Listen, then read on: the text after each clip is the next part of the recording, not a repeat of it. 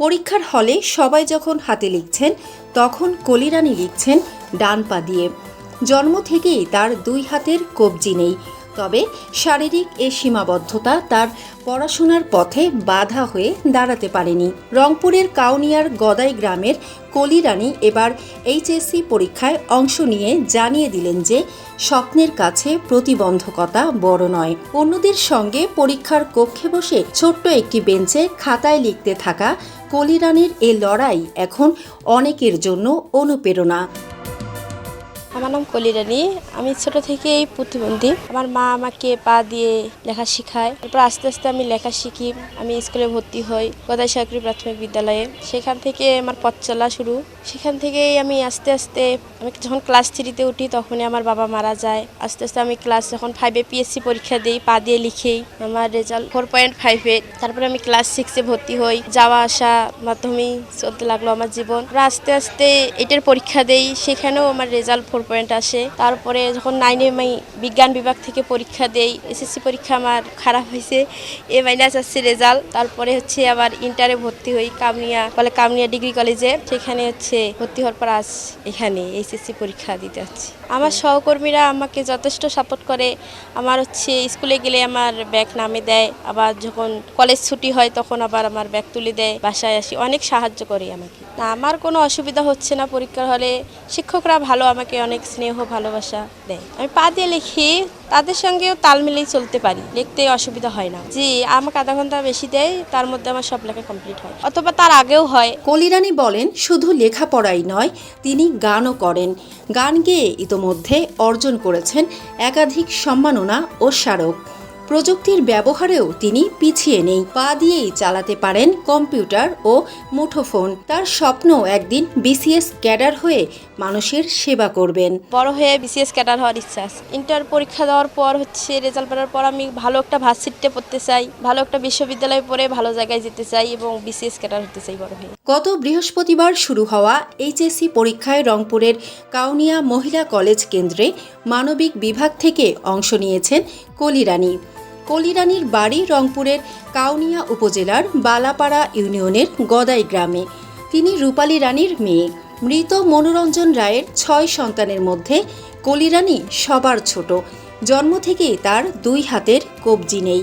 ছোটবেলা থেকেই অন্যদের মতো কলম হাতে তুলে নিতে পারেননি, কিন্তু তাই বলে শেখার ইচ্ছাটা থেমে থাকেনি। কলি আপু অনেক ভালো মেয়ে ছিল, আমাদের সঙ্গে অনেক ভালো ব্যবহার করছে। সে পড়ালেখায় অনেক ভালো, মেধাবী, কখনো চেষ্টার কোনো কমতি রাখেনি। স্টুডেন্ট হিসেবে ভালো, একজন মানুষ হিসেবেও অনেক ভালো, পড়ালেখার জন্য অনেক কষ্ট করছে। প্রতিবন্ধকতা ওকে আটকাইতে পারে নাই। মেধাবীও স্টুডেন্ট, অনেক ভালো পড়াশোনা করে, আমাদের সাথে কখনো খারাপ ব্যবহার করে নাই। ব্যবহার আচার আচরণ সবই ভালো। সব সময় ফ্রেন্ডদের মধ্যে যেরকম থাকে সবাই একসাথে, ওই প্রতিবন্ধীগত সমস্যা আছে তো কি হয়েছে, কিন্তু আমরা সবাই একই রকম। হ্যাঁ, অবশ্যই, কারণ সে যদি ওরকম হয়ে এত সুন্দরভাবে লেখাপড়া করতে পারে, পড়াশোনা করতে পারে, পরীক্ষা দিতে পারে, তাহলে আমাদের তো সব কিছু ঠিকঠাক আছে। আমরা তো আর শারীরিকভাবে প্রতিবন্ধকতা না, তাহলে আমরা কেন পারবো না? ও দেখে তো অনুপ্রাণিত হওয়া উচিত আমাদের সবার। ওই রকম একটা মেয়ে, তারপরেও যুদ্ধ করে বলা যায় যে পড়াশোনা করতেছে, এই ব্যাপারটা ওর কাছে আমাদের ইন্সপায়ার নেওয়ার মতোই। ধীরে ধীরে ডান পা দিয়ে লেখা শিখেছেন, আর সেই পাই আজ তার শিক্ষা জীবনের সবচেয়ে বড় সহযাত্রী। পা দিয়ে লিখেই তিনি 5ম শ্রেণীতে এ গ্রেড পেয়েছিলেন। পরে এসএসসিতেও কৃতিত্বের সঙ্গে উত্তীর্ণ হয়েছেন। এখন সেই অদম্য মেয়ে এইচএসসি পরীক্ষার খাতায়ও নিজের ভবিষ্যতের গল্প লিখছেন পা দিয়ে, কিন্তু মাথা উঁচু করে। কলি ও একজন ভালো স্টুডেন্ট, ও পা দিয়ে লিখতেছে, 2টা হাত ছোট।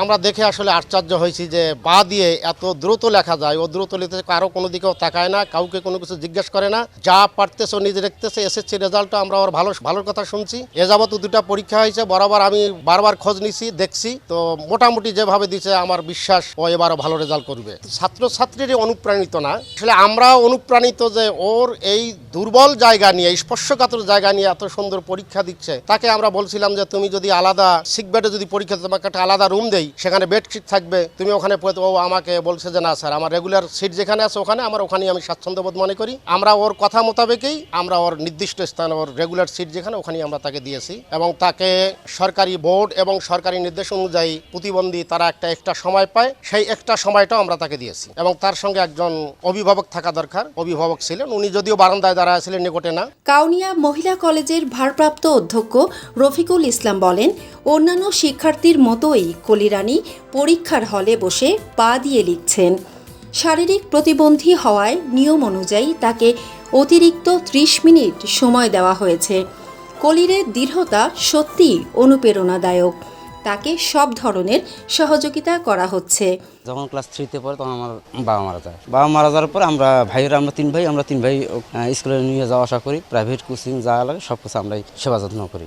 নিজের চাহিদার উপর নির্ভর করে। আমার বোন যদিও প্রতিবন্ধী হয়, কখনো প্রতিবন্ধী হিসেবে ভাবি না। নিজের চাহিদা অনুযায়ী সে লেখাপড়া করে বা তার বন্ধু বান্ধবের সঙ্গে পাল্লা দিয়ে চলে। তার আশা পূরণে আমরা সবসময় তার পাশে থাকবো। তার এই অদম্য অগ্রযাত্রা যেন কোনোভাবেই থেমে না যায়। তিনি যেন উচ্চশিক্ষায় শিক্ষিত হয়ে নিজের স্বপ্ন পূরণ করতে পারেন, সে পথ চলায় সর্বাত্মক সহযোগিতা করা হবে বলে জানায় উপজেলা বিবাহিক কর্মকর্তা পাপিয়া সুলতানা।